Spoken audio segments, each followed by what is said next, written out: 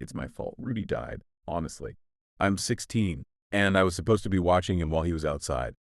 We live out in the countryside, some southern county in the middle of nowhere.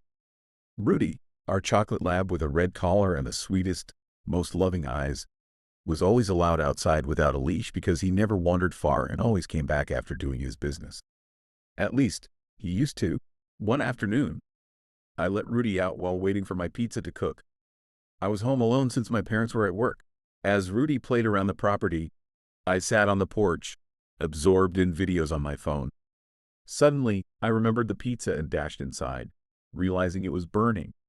As I dealt with this scorched meal, I lost track of time and of Rudy.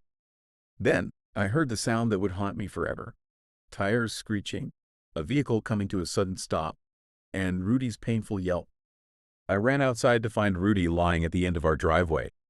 The car that hit him had sped off, leaving me to kneel by his side, devastated. Rudy, my best friend, passed away right there in front of me. My parents were heartbroken, and I could feel the weight of their unspoken blame. Days passed, and I tried to move on, but one evening, something strange happened. As I walked around the yard, chatting with a friend on the phone, I got the eerie feeling I was being watched. My eyes were drawn to the driveway, and there, under the shadows of the trees, stood a figure that looked like Rudy. But something was off. His fur was matted, his body still, and his eyes hollow. I blinked, rubbed my eyes, and when I looked again, he was gone. I tried to dismiss it, but the unease lingered.